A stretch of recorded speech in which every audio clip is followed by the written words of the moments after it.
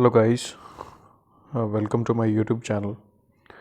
तो आज के इस सेशन में, इस वीडियो में हम लोग फिज़िक्स के कुछ बेसिक क्वेश्चंस लेने वाले हैं, जिससे कि हम लोग कॉन्सेप्ट्स भी सीखेंगे और जो फैमिली है हम इसी के थ्रू, क्वेश्चंस के थ्रू ही हम लोग इसके फॉर्मूले को और जो भी थोड़ी बहुत थ्योरी है उसको समझने की कोशिश करेंगे। तो बेसिक क्वेश्चंस से हम लोग स्टार्ट करेंगे, बहुत ही इंपॉर्टेंट है। तो एंड तक इस वीडियो को आप लोग देखना, ठीक है। बहुत ज़्यादा हेल्पफुल होगा आप लोगों के लिए, ठीक है।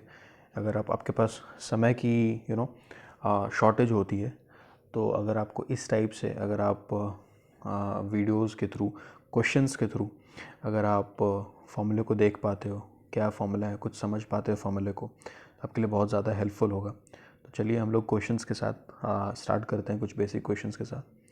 तो बहुत ही अच्छे क्वेश्चंस मैंने सेलेक्ट करके लाए हैं आपके लिए। तो चलिए स्टार्ट करते हैं। तो पहला क्वेश्चन है हमारे पास, two coherent monochromatic light beams of intensities I and 4I are superposed.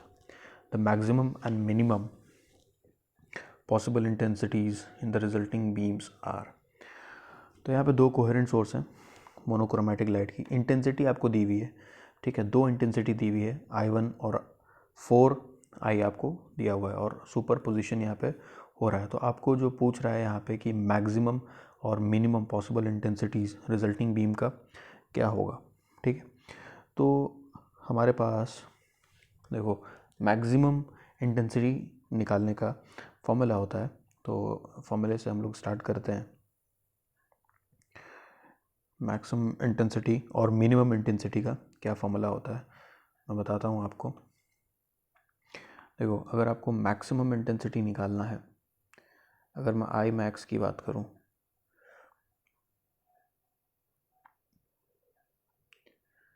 तो आपका आई मैक्स होता है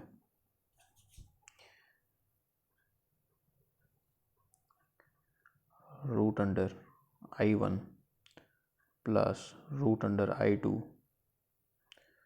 का होल स्क्वायर, ठीक है।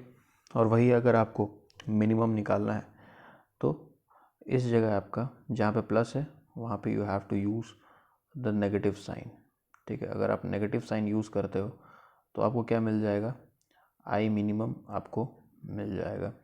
तो सिंपली हम लोग यहाँ पे सॉल्व कर सकते हैं, बिल्कुल भी आपको कुछ टाइम नहीं लगने वाला। तो आप यहाँ पे आई मैक्स, अगर मैं आपको सीधे बोलूँ कि आई मैक्स आप फाइंड आउट कर दो, तो आई मैक्स आप कैसे फाइंड आउट करोगे, रूट अंडर I1। तो आपको सबसे पहले I1 की वैल्यू आई दी हुई है और I2 की वैल्यू है 4I, ठीक है। तो यहाँ पे आप लिखोगे रूट आई, और ये हो जाएगा आपका रूट अंडर 4I। अगर आप लिखोगे तो रूट 4 बाहर आ जाएगा और ये हो जाएगा रूट आई, ठीक है, और ये हो जाएगा स्क्वायर। तो आप यहाँ सिंपली देख सकते हो, यहाँ पे कितना हो जाएगा, 3 रूट आई, तो इट विल बी 9I। तो मैक्सिमम इंटेंसिटी आपके पास 9I आ चुका है। अब आप क्या करोगे, मिनिमम इंटेंसिटी निकालोगे। तो मिनिमम इंटेंसिटी जो आपको निकालना है, तो मिनिमम इंटेंसिटी के लिए आप देखोगे यहाँ पे आपके पास मिनिमम इंटेंसिटी के साथ आप नेगेटिव साइन के साथ इसको सॉल्व कर लो। जब नेगेटिव साइन के साथ अगर आप इसको सॉल्व करोगे तो ये हो जाएगा आपका root I minus 2 root I, ये इसका स्क्वायर हो गया। तो आपका ये हो जाएगा कितना, सॉल्व करके इसका आई आ जाएगा। बस यही आपका सोल्यूशन हो जाता है। ऑप्शन आप देख लो, यहाँ पे आपका ऑप्शन मिल जाता है, यहाँ पे ऑप्शन बी, ठीक है। मैक्सिमम इंटेंसिटी है 9I और मिनिमम इंटेंसिटी है I। तो ऐसे ही बेसिक क्वेश्चंस आपको पूछे जाएंगे, ठीक है। कोई ज़्यादा, क्योंकि टाइम की कमी होती है, तो क्वेश्चंस का लेवल आपका नॉर्मल रहेगा, आपको एक्यूरेसी आपको दिखानी है, ठीक है। तो अगले क्वेश्चन पे हम लोग चलेंगे। तो आप ये फॉर्मूला आप ध्यान रखिएगा कि मैक्सिमम इंटेंसिटी का क्या फॉर्मूला है और मिनिमम इंटेंसिटी का क्या फॉर्मूला है, प्लस प्लस माइनस की बात हो रही है, ठीक है। अगर हम लोग चलते हैं अब सेकेंड क्वेश्चन पे। तो हमारा दूसरा क्वेश्चन है, पढ़ो यहाँ पे आप, two beams of light having intensities I and 4I, ठीक है, interfere to produce a fringe pattern on a screen. The phase difference between the beams is pi by 2 at point A. एक point A पे देखा, वहाँ पे phase difference कितना हो गया बीम्स के बीच में, π/2 का है, फाई की वैल्यू दी हुई है, ठीक है। फेज डिफरेंस को हम लोग फाई से डिनोट करते हैं जनरली, और पॉइंट बी पे जो है फाई की वैल्यू आपको पाई दी हुई है 180। तो डिफरेंस आपको बताना है बिटवीन द रिजल्टेंट इंटेंसिटीज़ ए और बी पे। तो आपको रिजल्टेंट इंटेंसिटी आपको ए पे निकालना है, ठीक है। अब हम लोग यहाँ पे एक और नया फॉर्मूला सीखेंगे। मैं आपको यहाँ पे बता रहा हूँ कि रिजल्टेंट इंटेंसिटी हम लोग कैसे फाइंड आउट करते हैं, ठीक है। रिजल्टेंट इंटेंसिटी हम लोग कैसे फाइंड आउट, तो ये सिंपल सी फॉर्मूले है इसकी। देखो IR, resultant IR is equal to I1 plus I2 plus 2 root under I1 I2 cos phi. यही जो आप फेज डिफरेंस की बात कर रहे थे वही है फाई। फाई क्या है आपका, फेज डिफरेंस, ठीक है। आपके पास I1 I2 की वैल्यू है, अब यहाँ पे आप पुट करते जाओ, आपको वैल्यूज़ मिलते जाएंगी रिजल्टेंट इंटेंसिटी की पॉइंट ए पे और पॉइंट बी पे सॉरी। तो हम लोग यहाँ पे IR निकाल लेते हैं, किस पे, पॉइंट ए पे हम लोग निकाल रहे हैं रिजल्टेंट इंटेंसिटी, ठीक है। I1 की वैल्यू आपको दी हुई है I, और I2 की वैल्यू आपके पास है 4I। तो यहाँ पे कितना हो जाएगा, ये I प्लस 4I और ये 2 into root under I into 4I, और यहाँ पे आपके लिए पॉइंट ए पे आपको दिया हुआ था फेज डिफरेंस cos फाई। तो अब देख सकते हो ये cos फाई जो है, cos π/2 सॉरी, cos फाई की वैल्यू यहाँ पे कितनी हो जाएगी, cos π/2। तो cos π/2 cos 90 वी नो 90 होता है, 90 होता है cos π/2 आपका 90 cos 90 पे हो जाएगा 0। तो जब 0 हो गया तो ये वाली टर्म आपकी क्या हो जाएगी, ये वाली टर्म आपको 0 लिखना है, आप रिपोर्ट करना है, ये हो जाएगा आपका 5I। तो पॉइंट ए पे आपने देख लिया रिजल्टेंट कितना है, 5I है। तो सिमिलरली उसी तरीके से हम लोग पॉइंट बी पे भी फाइंड आउट कर लेते हैं। पॉइंट बी पे जब हम लोग फाइंड आउट करेंगे तो resultant intensity at point B, जब पॉइंट बी पे फाइंड करेंगे तो ये हो जाएगा I प्लस 4I, और आपको यहाँ पे पॉइंट बी पे आपका जो फेज डिफरेंस दिया हुआ है वो कितना है, ये हो जाएगा I इंटू 4I इंटू ये हो जाएगा cos पाई। cos पाई हम लोग जानते हैं क्या होता है, cos पाई इज़ -1 होता है। तो वैल्यू ये क्या आ जाएगी सॉल्व करके, ये हो जाएगा, ये वाला टर्म हो गया 5I, ओके। इसको सॉल्व करोगे तो ये कितना हो जाएगा आपका, ये हो जाएगा 2I, और ये हो जाएगा 4I, हो जाएगा 5I minus 4I, it comes out to be I, ठीक है। तो आपने देख लिया बी पे रिजल्टेंट इंटेंसिटी कितनी आई, I, और ए पे हम लोगों ने देख लिया रिजल्टेंट इंटेंसिटी 5I आया, ठीक है। हम लोगों को निकालना क्या था, डिफरेंस क्या है, ठीक है। क्वेश्चन देख लो, हम लोगों को डिफरेंस फाइंड आउट करना था, क्या देखो, और difference between the resultant intensities A and B. तो हम लोगों ने ए पे निकाला 5I और बी पे आपका कितना हो गया I, तो डिफरेंस कितना हो जाएगा 4I डिफरेंस हो जाएगा, ये आंसर हो गया। चलो अब हम लोग नेक्स्ट क्वेश्चन पे चलते हैं। नेक्स्ट क्वेश्चन आप देख सकते हो, in Young's double slit experiment the separation between the slits is halved. देखो सेपरेशन जो होता है स्लिट्स के बीच में जो सेपरेशन आपका है, ठीक है, उसको हम लोग सेपरेशन को हम लोग कैपिटल D से डिनोट करते हैं, ठीक है। And the distance between the slits, देखो, और जो डिस्टेंस बिटवीन जो स्लिट्स की बात हो रही है वो स्मॉल d से हम लोग डिनोट करते हैं, ठीक है। और फ्रिंज विड्थ आपको बोल रहा है, तो और फ्रिंज विड्थ को हम लोग बीटा से डिनोट करते हैं। तो हमारा यहाँ पे एक फॉर्मूला हो जाता है, आपको याद रखना है, मैं बता देता हूँ। फॉर्मूला यहाँ पे हो जाएगा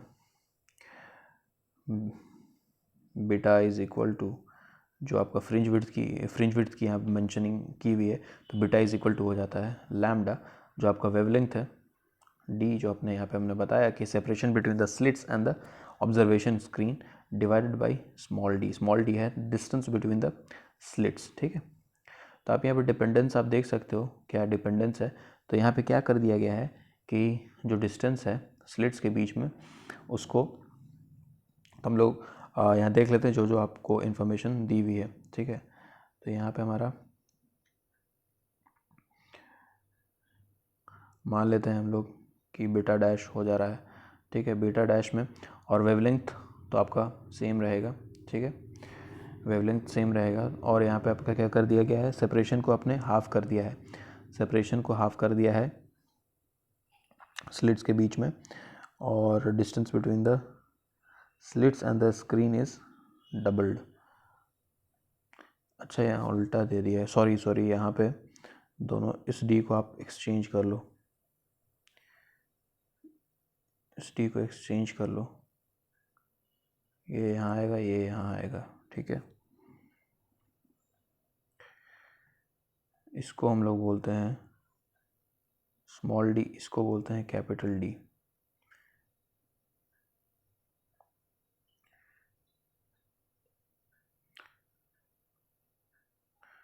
तो क्वेश्चन के अकॉर्डिंगली यहाँ पे आप देख सकते हो ये हो जाएगा 2D, और आपने स्लिट्स के बीच में जो डिस्टेंस है उसको हाफ कर दिया है, तो आप यहाँ देख सकते हो ये चीज़ आ जाएगा 4 लैम्डा डी बाई डी, यही चीज़ हमारा क्या है, बीटा। तो आप यहाँ देख सकते हो कि क्या हो रहा है आपका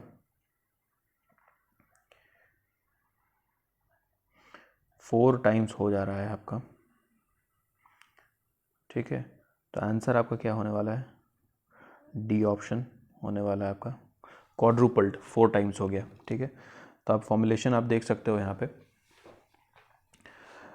जो आपका स्मॉल डी है, स्मॉल डी है आपका स्लिट्स के बीच में जो सेपरेशन है, और जो कैपिटल डी है वो distance between the slits and the screen है, ठीक है।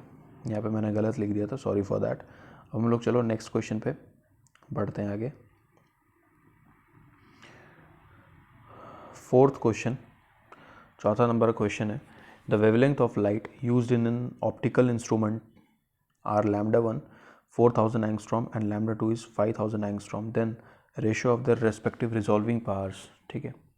अब देखो रिजॉल्विंग पावर की बात आ जा रही है, तो रिजॉल्विंग पावर का जो फॉर्मूला है बहुत ही सिंपल टाइप से रिजॉल्विंग पावर का फॉर्मूला होता है, तो बताता हूँ। रिजॉल्विंग पावर जो है एक्चुअली वो या तो टेलीस्कोप का हो या माइक्रोस्कोप का हो, वो वेवलेंथ के इन्वर्सली प्रोपोर्शनल होता है रिजॉल्विंग पावर, ठीक है।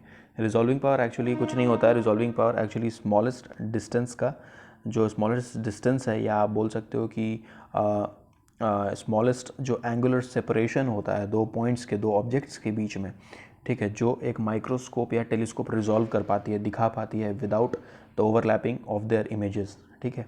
तो माइक्रोस्कोप के लिए हो या इसके लिए हो, क्या बोलते हैं, टेलीस्कोप के लिए हो, ठीक है। तो फॉर्मूला जो इसका होता है हमारे पास, आप दोनों केस में देखोगे, जैसे अगर मैं बता दूं आपको माइक्रोस्कोप की बात करूं, अगर मैं माइक्रोस्कोप की अगर मैं बात कर रहा हूं, तो माइक्रोस्कोप के केस में जो रिजॉल्विंग पावर होता है वो होता है 2 म्यू, म्यू आपका रिफ्रैक्टिव इंडेक्स है, ये हो जाता है साइन थीटा बाई लैम्डा। तो आप यहाँ देख सकते हो लैम्डा के इन्वर्सली प्रोपोर्शनल है, तो रिजॉल्विंग पावर जो है आपका लैम्डा के इन्वर्सली प्रोपोर्शनल है, ठीक है। ये तो हो गया माइक्रोस्कोप का केस, मैंने आपको बता दिया। अगर हम लोग यही टेलीस्कोप का केस देखते हैं कि टेलीस्कोप के केस में क्या होता है भैया, तो टेलीस्कोप के केस में आप देख सकते हो, टेलीस्कोप के केस में होता है रिजॉल्विंग पावर जो होता है वो होता है आपका कैपिटल डी बाई 1.22 लैम्डा।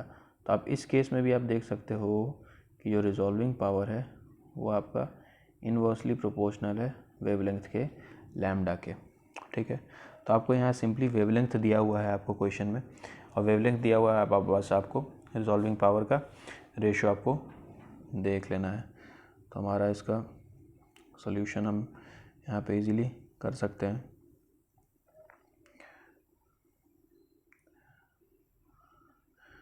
तो resolving power 1 by resolving power 2 is equal to inversely proportional है, तो इन्वर्स में ही आ जाएगा, ये हो जाएगा लैम्डा 2 बाई लैम्डा 1, ठीक है। लैम्डा 2 आपको दिया हुआ है 5000 एंगस्ट्रॉम और ये है 4000 एंगस्ट्रॉम, तो इसको सब सिंप्लीफाई करोगे तो आपका आ जाएगा 5/4 4, 5/4 ही आपका क्या होगा, आंसर होगा। आप क्वेश्चन में देख सकते हो। ठीक है, आपका क्या हो जाएगा answer, option D will be your answer. ठीक है, तो हम लोग, मैं और भी वीडियोस डालूंगा और हम लोग जो है क्वेश्चंस के थ्रू ही फॉर्मुलेशंस को हम लोग सीखने की कोशिश करेंगे और जो भी बेसिक्स होगा मैं आपको क्लियर करने की कोशिश करूँगा। और अगर आपको मैथ्स का भी अगर आपको लेक्चर्स देखना है तो मैंने अपने चैनल पे मैथ्स के बहुत सारे लेक्चर्स अपलोड किए हुए हैं और मैं धीरे धीरे अपलोड भी करता जा रहा हूँ, तो आपके लिए बहुत ज़्यादा हेल्पफुल होगा। ठीक है, तो अगर आपको अगर कोई भी डाउट हो या कोई भी सजेशन आप देना चाहोगे तो आप कमेंट बॉक्स में कमेंट करके मेरे को बता सकते हो। तो अगर आपको वीडियो पसंद आया हो तो लाइक करो। ठीक है, thank you very much. Next video में हम लोग मिलते हैं जल्दी।